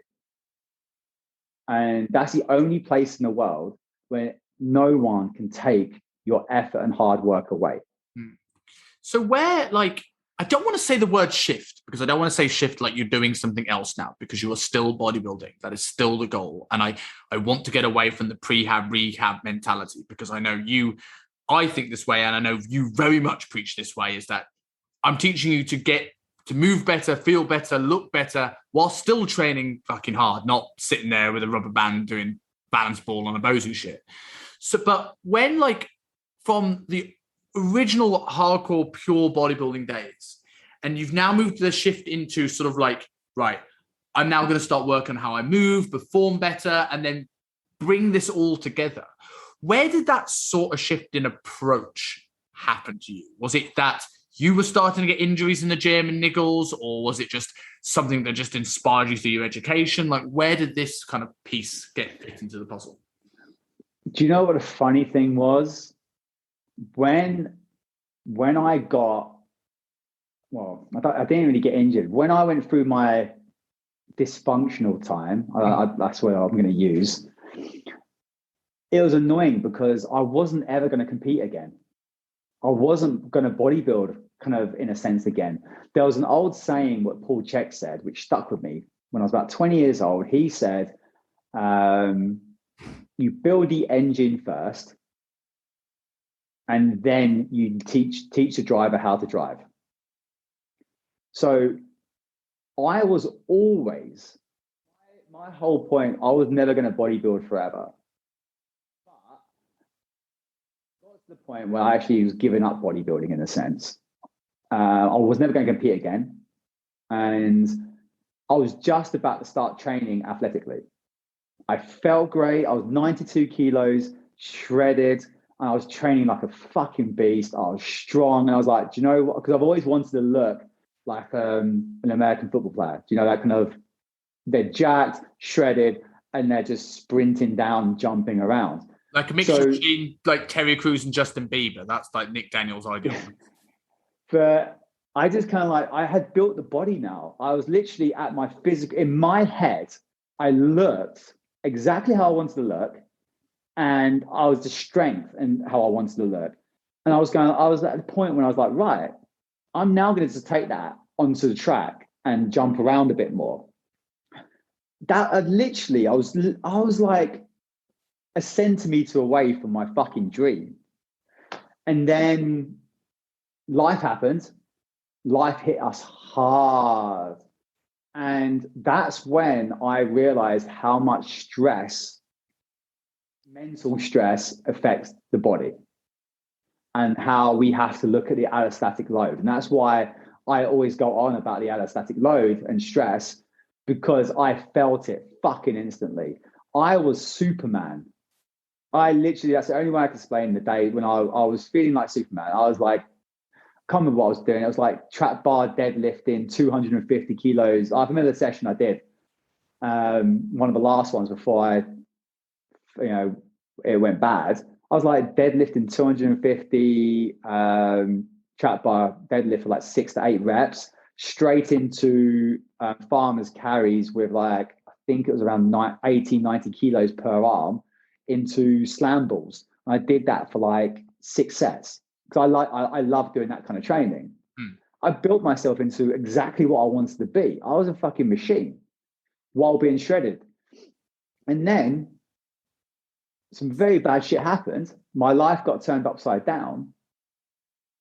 And I literally woke up the next day. I felt awful. I couldn't train. I tried to train. My back started spasming up all the time. Every time I tried to do chest, my neck would just cane, and the next day I'd be cracking and I would have headaches. I just felt I was falling to pieces. I tried to do a bicep curl. I couldn't feel my biceps. I tried to do my chest. I couldn't feel. I had no mind-body connection. My back was spasming up all the time. And I was like, fuck. And I was seeing all like these really cool, I was like, at that point, I started doing like NKT and ART and seeing all these people. None of this was working. I was studying it myself. I was seeing some people who are like the top people in the industry and couldn't work all this shit out. And I was just like, this ain't right. There's something wrong here. But everyone, the old school way of thinking just was, technically, to me, the old school way of thinking, nothing was fucking working. I was like, I couldn't train. I mean, I could not train. Just nothing felt right. I was in pain all the time. And then I started looking into more and more stuff. And it's taken me about, I started feeling better. And I started getting my body in a position where I could do stuff. And that started going down the breathing. I hate to say breathing route, but because I hate it when people say breathing, it's just optimal movement, getting the thorax, the diaphragm, getting our body moving correctly. But it does really come back to breathing. And I started making my body feel better. And I started to move how I wanted to move again. And then lockdown hit. I was like, oh, for fuck's sake. And I couldn't train again. So then, and the mental thing happened, and it was just going back and forth. And it was just, so over this time, I've had to learn what the fuck was going on for my own shit, because I was never going to sit there and go, okay, that's it, it's over for me. I'm not that person. I want to I want to lift fucking heavy shit again. I want to run around and sprint again. I want to look fucking awesome. I want to do this all again. So I've got to learn and teach myself what's going on in my body. So I had to learn from necessity because no one else was giving me the answers which I was seeking. And I was thinking a different way. When I started thinking the way that I think, no one else was thinking like that. So I was like a little island. And I was like, okay. So I was experimenting, trying different things, researching different stuff, and coming up with my own way of thinking. And that's where the rebels came from, because it's like, this is my way. It's 20 years of hard work in different areas of fitness, mental and physical, comes together in my specific way of working. Some people might not agree with it. Some people will love it. The fact of the matter is, it fucking works. And it's a different way of thinking. And that's why I called it Rebels, because it's rebellious against what most of the fitness industry think. Because the fitness rebels is all about, I'm not a bodybuilder. I'm not a rehab. I'm not a movement specialist in such. I just incorporate, I don't know what to call myself. And what I do, the problem is the industry, which I found, is that we have the rehab and movement people over here who are coming up with really fucking weird, fancy exercises, which I honestly don't think do much. Or if they do, I can do the same shit somehow, lifting up some weight. So it was like trying to take the movement stuff. These, like, don't get me wrong, they're fucking amazing people with amazing ideas. But in my way of thinking is that I can take this and put it into the gym. But then you had the gym guys who were very much the old school rotator cuff, external rotation and internal rotation, and this old school rehab sense. And there's no one in this kind of middle ground of going, right, how can we improve your pain and improve your way you move? But let's look sexy as fuck. Let's still be awesome. Because you get these people saying, oh yeah, just move really nice.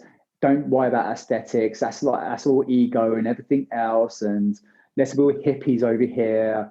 And then you get the people, the meatheads, who are like, don't worry about fitness and health and movement. It's just about being big. It's like, well, no, let's look fucking, there's a time and place for everything.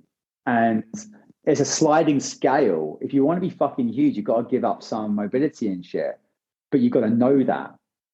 And you have to know when to bring that back into someone's, that's where periodization, or that's when your programming comes into play. If someone wants to be really mobile, you got to know, okay, well, your strength's going to dip, because you can't be really mobile and really fucking strong. Yes, there's some freaks out there, but generally, the whole point of the stronger you get, the stiffer you need to be to generate that force and stability to create that strength. So it's just knowing when to play with these modalities and when to push, when to go, and what one to work on for the people's goals.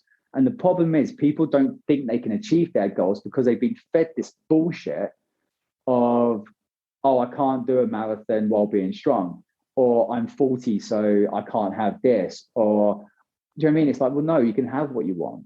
It's just all comes down to programming. And don't let anyone tell you that looking good is a bad goal. But at the same time, you have to look at the mental aspect of it, because if you're trying to look good to make yourself happier, no, it's a shit goal. Because trying to be happy, that six-pack won't make you happy. Get yourself happy to look good. I would go the other way around for most people. The people that often, you might, the process might make you happier along the way, but it's much harder. People who haven't got their shit together going into a diet find it much harder. Need it all. Yeah, well, I said it every time when I was bodybuilding. When I went through happy periods, I was leaner without even fucking trying. I was like, damn, I always said it. The happier I was, the leaner I was. That comes down to, you might stick to a diet better, your cortisol, water retention, sleep. There's a million things it could be, million of things. But generally, there's a million things you can put into that pile. But generally, being happier makes you leaner for a million reasons. Yeah. But if you're trying, but there's this whole world of, what I get pissed off with is, I don't tell anyone you can't have anything. You can have anything as long as you put the work in and you give it time. You can have anything you want. If you want to be on a track and do a bit 45, 50 years old and be sprinting, cool. It might take us 3 years to get the strength, mobility, strengthen your Achilles, and get you on the track, get you strong enough, body, plyometrics, blah, blah, blah. It might take us 2-3 years, but if you're willing to take that time and put the work in, you can have that. If you want to be a bodybuilder, if you want to be whatever, you can be whatever you want. But know if you want to be an ultramarathon runner, you're going to lose some muscle. You're going to have to put in hours of running and hours of training a week. So you're going to have to say goodbye to that with your kids, if you're cool with that. Just know where the boundaries are, but you can have it. And if we can plan your life and plan the time correctly, you can generally have anything. And I'm not about saying having abs is like James Smith, fucking having abs is pointless. It's narcissistic. And it's like, no, that's your own insecurity, you fucking fat fuck. It's his own insecurities about it. It's because he can't do it because he's an alcoholic. But anyway, he's not an alcoholic, scrap that. But he drinks a lot. Yeah. So he wants to drink instead of having abs, which is fine. It's values again. It goes back to his values, right? And exactly. So that's cool. Yeah. I don't have an issue. I know I just said that, but I don't have an issue with it at all. My issue is when he says to everyone else, it's narcissistic and don't worry about it. Where it's like, no, if someone wants it, let them fucking have it. Yeah. But as long as mentality are right, the lifestyle's right, if it fits into your lifestyle with your family and friends, but then even then, when we talk about goals, if I said to Sarah, right, for the next 3 months, I'm gonna diet. I can't really go out for meals, or if we do go out for meals, I need to be able to eat literally like chicken and veg because I'm dieting. Training's a priority for the next 3 months, which I kind of have said that to her. She's like, cool. Yeah. Because I'm being open and honest. And I've said, this is my goal. It's going to be short-lived. So for the next 3 months, I need your help. And she's like, cool. And that's, again, with goals and setting. Like I said, with family, if you said to your wife, your kids, whatever, you feel like, okay, look, I need 2 months to be like, I'm putting my time and dedication into this. Sweet. So this comes back to, that's where fitness levels, I've gone on a tangent there. Yeah. Fitness always came from is just kind of like, I like to live in that in the middle part of where people tell you it's wrong or it doesn't work or that's different. My way of working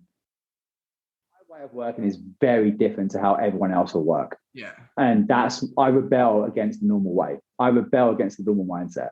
Yeah. I think that's where, yeah. Yeah. No, so I was saying, like, I think we're talking about, like, there's a really important thing you mentioned there about when you're dieting, you say to Sarah, it's 3 months. And I think a lot of people, when they struggle with their goals, it's struggling with prioritizing. Like, they can't delay gratification to prioritize something for now. It's like, you don't need this forever, but you need to prioritize this if you want a big return on your investment. And like, the other thing I thought was really interesting you mentioned there was about almost being in the middle ground. Like, I think you and Jordan Shallow have carved this niche of being this middle ground in a world where the fitness industry has become, in a way, very splintered. You've got, as you said, you've got the rehab guys on one side, which are completely all like 15 minutes of warm-ups, fucking band drills for 20 minutes before you even lift any weight, and you're kind of bored and run out of time before you even start your A series. You've got the people that just goes, just fucking lift, doesn't matter, just train hard or go home. That, yeah, they probably end up looking slightly better just by pure work ethic, but end up broken in a year's time. And then you've got the RTS sort of crew now, which I'm not against RTS at all. I just think it's sometimes applied very poorly, where you've got a lot of people pumping that ideology where it's like, I don't have that. Okay, never ever go there again. Like, there's a middle ground here. How do I still train hard? Yeah, okay, maybe that's my range now, but how do I get there? And I think the things I've learned from your and Jordan's courses massively is unique ways of, like, how you load stuff, positions you put people in. It's like, you can sort of, to use a better term, hide the rehab stuff. So it's part of your training where you're killing multiple birds with one stone. I think there's an art to being in the middle. And I think it shows that you guys know your craft more than these people that go to the extremes because they cannot choose different tools. Everything and it's also because people like to be in camps. People like to be, it's lonely. Like Jordan had to build his own team because it was lonely being this little, I think like this, everyone's here, everyone's there. And that's kind of like, I want to build my little rebel team at some point because it does get lonely being that person in the middle because people like to be in camps. You have the CrossFit guys, you have the RTS guys, you now got the breathing. Breathing is like the huge thing now, which I think, again, like everything's been taken too far. And like everyone's just taking everything, goes because they want to be in camps, they want to be in groups, they just want to be part of something, which is fantastic. But with that, along with that though, you do get kind of like trapped into this way of thinking. And you're right, it does take a lot to come out and be in the middle and be like, okay, you might need to do this stuff, but once you can do it, that's it, done. Let's move on. But people keep doing it. It's like everything's progression and everything's just, we've got to build on everything, keep everything moving, everything flowing, everything driving. And that's where people get stuck. But as you said, being in this middle, it does drive me crazy when I hear people say, as you just said, that I'm sick of people saying they're broken or, oh yeah, I can't because of my knees. I can't because of my shoulder. I've been told not to overhead press because I've got this or I've got that, or it's like, fuck that. We can improve this shit. And you can improve this. There's always an element of truth in there. It's like, yes, you might not be safe in overhead pressing now, but the sentence shouldn't end there. It's like, this is exactly now we do this stuff to get you there in time. Yeah. Like, fuck me, you get all these people.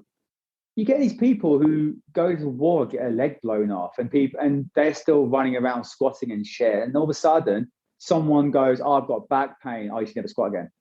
I've got long femurs. You should never squat again." It's just like, nah, fuck this. It's like, I'm just bored of people using an injury or using something as an excuse. And there's a lot of these people who are teaching these courses use it as an excuse. I technically, my shoulder was fucked. I couldn't even put my hand on my opposite shoulder at one point.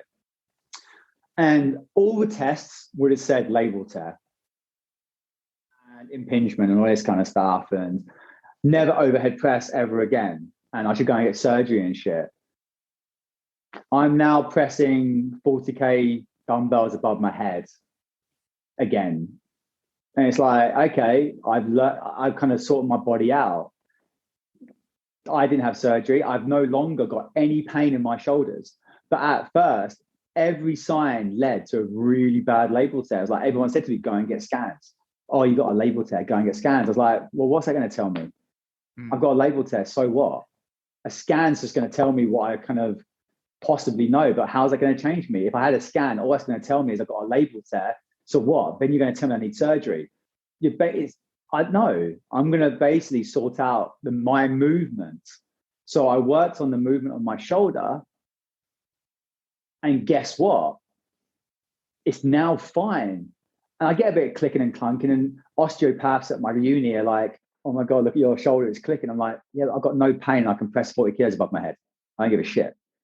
You'd speak about like, something really important when it goes back to your values of hard work, in the sense of when people have a lot of injuries, now we're going into this route of it's the prehabby route. Whereas most people I've seen with dysfunction, pain, like tightness, for use of a better term, it's more often than not, with the exception of things like labral tears, which is actually pure damage. It's like, I don't feel safe in this range. I don't want to go there. Nervous system says, don't go there. So it's like, if we found ways where you can train hard safely, how many of it is like, you're not training hard enough to actually create a response where you actually get stronger in the places that's going to make this feel better? Because what I can do, sat down. But it's the fact that people aren't investigating why they're lacking that range of motion. Yeah. So why doesn't the body feel safe there? That's why you should always do a passive and active test, because if you passively, my shoulder can go there, but actively it can't. That's my body saying, whoa, there's something I don't like. Because the joint's giving me the range of motion in the passive test. So I'm seeing some kind of there's a discrepancy there, which I have to look into. But you're right, the body's saying, I don't like it there, but let's find out why your body doesn't like it there. Like even a label tear, like you said, that's actual damage. Well, so what? We've damaged it, but guess what? It was your movement which damaged it. So let's look at what movement I was lacking so that fucking don't damage it. So if I'm lacking a certain position, I'm damaging my shoulder because, to be honest with you, I'm lacking internal rotation on my left shoulder, say. Then when I was trying to get it, I was just smashing up the labrum, or my scapula was not moving correctly. I'd done the damage because something wasn't working the way it was. So I need to get my body functioning the way it was.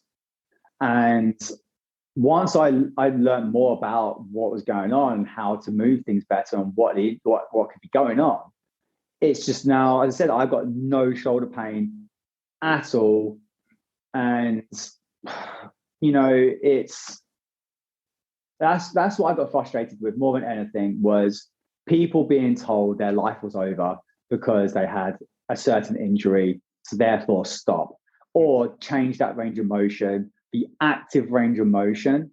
But then what happens is that active range of motion gets shorter and shorter and shorter, where we should be looking at going, do you know what? Why aren't we looking at improving the fucking active range of motion? Why are we looking at decreasing the range of motion to improve your active range of motion? That doesn't make sense to me. All these people are putting like on the machines and that, putting things to, behind the arms and that to make sure they can pick the bar. Well, how about we just try and increase your range of motion instead of seeing where you're lacking and how we can increase that, so then you don't need these apparatus to help you. Yeah. But again, as you said, they haven't got the knowledge in that middle bit. And at the end of the day, I do pride myself in that. I'm fucking good. But that's 20 years of doing this shit and doing every course and doing stuff that's fucked me up and having to fix myself and fix other people because I fuck them up. And it's, you live and you learn. And I'm good at what I fucking do. And like you saying, Jordan, that, because again, he's been doing it like 20 years. Yeah. It takes time. You kind of have to go to these extremes, because I got into, RTS technically is what fucked me up. My interpretation of it, what I was doing, to be honest with you, what not normally happens, going to these extremes fuck you up. Yeah. Because going to every extreme will fuck you up eventually. You have to have this, you gotta be, it doesn't matter if you're in an extreme for a little while, but you've got to come in and out of it. And that's how we become resilient, is working on all these different zones. If we only work in one extreme, you're going to be fucked. Yeah, I think that's a great segue to sort of like close off and start talking about like, you know, what you do in your fitness rebels thing. And I was going to bring this up earlier, and I feel you weirdly proud of your development in the fitness rebels brand, because like I think there's very, very, very few brands that I generally think this is a personal brand. This really does represent you. And you mentioned this, obviously, Rebels, in terms of rebelling against the way the fitness industry thinks, and that's partly why the way you called it. But I remember vividly of times where you weren't feeling like you were yourself, and times where I remember in particular that the rarest occasion I ever saw you have a drink, and we went for what was supposed to be one glass of wine at Dinerama, ended up being 4 bottles deep. And then we got into it. Between 6 of us. True. Yeah. No, there wasn't even, there was no 4. 4 of us. It was 4 of us. Okay. Yeah. There's still of us. I wasn't just 2 of us. Yeah. But we got very merry. And I remember that, like, at that time when you maybe were wanting to start to be yourself, but you didn't really know how at the time, getting a notification on my phone going, Nick's added you to Rebels WhatsApp group. And I was like, this showing now this become from probably you thinking about the way you were thinking about training, the way you were thinking about yourself and being authentic, like we spoke about at the start of the podcast, into what it is now. It's a true representation of your journey. I think it was a very, very astute choice for the name of your brand. So after that fairly, all-encompassing big up to your brand, tell everybody a little bit about where they can find you, what, in terms of the podcast, what you do, your courses, your seminar coming up soon. Tell us a little bit about Fitness Rebels. This is where I'm really bad. I'll get better. So, Fitness Rebels. Unfortunately, someone took the name on Instagram. So on Instagram, it's Nick D Rebel Coach. I've got and the annoying thing is the people who have got the name Rebel Fitness. Fitness Rebels. I've only got like 500 followers, so it's quite annoying. But to be honest with you, I'm going to message them soon and see if I can. But Nick D Rebel Coach is where I am putting stuff up at the moment. Yes, I'm not too good at that. Me and Simon had a discussion on how I'm going to be experimenting with things and trying to put my in-life personality into my social media, which I find particularly hard. So I'm going to try and work that one out over time. But so Nick D Rebel Coach, where I put a lot of stuff up, and my stories, I think you'd say are more me, more my personality. You see me come across in my stories, my bad dress, my dress sense, and my bad jokes. But so I've got Instagram, and then I have my mentorship, which I take quite a lot of pride in. It's my baby. It's kind of where the Fitness Rebels mentorship is, where I'm teaching you guys to think. I don't give you answers. I give you the way the body works and ways that we can integrate things, and the ways that you can start thinking outside the box when clients come in, and ranging from the very basics to the complex. But it's things that I think trainers need to know to be awesome and to get amazing results to their clients. So it goes from the mechanical side of things, where I'm going to make you think about the body in a completely different way, but in a way, as trainers, you can still use exercises which you see on a daily basis and what you probably use already to fix certain issues and to decrease pain and increase mobility and movement, but just with little tweaks. With what I teach you, just little tweaks and little ideas on why you're doing stuff. It's like I say, it's more of a shotgun approach rather than a machine gun. It's like, okay, that person's got that. If we just move someone's Copenhagen to here and rotate their pelvis, boom, okay, sweet. That's because now we're doing X, Y, Z. So it's more the thought process, which I like to try and teach you guys. Then after the mechanical, we go into the physiological side of it. So the parts of like blood pressure, respiratory system, the cardiovascular system, stress, because then how the physical side of things is also with the inside. So outside and inside, and then finishing off with a little bit how to bring programming together, considering the stress on the body. And when I say stress, I mean the training, the outside life, everything is stress. So it's my baby. And so I love it when I get messages from Rebels, the Rebel crew, saying, oh, my client has I fixed my client's pain. I've done this. My client came in, six years of back pain. I've done X, Y, Z. And they sent me this message. I get messages all the time of photographs of messages what their clients have sent to the trainers. So that I must admit, when I ever feel down, I look at them, because they do fill me with warm and fuzzies. That really does make me feel proud of what I feel when I have people doing that. Then I've got obviously on my Rebels doing smashing things. I've got clients, which again, when we're talking about Fitness Rebels, I literally have got a guy who could not walk across the car park because his knees hurt so bad, and he could not even pick his baby up out of his crib because he had such bad back pain. We've now got him doing his second strongman competition, which he never thought he would ever do, ever. He's picking up 160 kilo Atlas stones. And this is a guy where 18 months ago thought his life was over because of so much pain.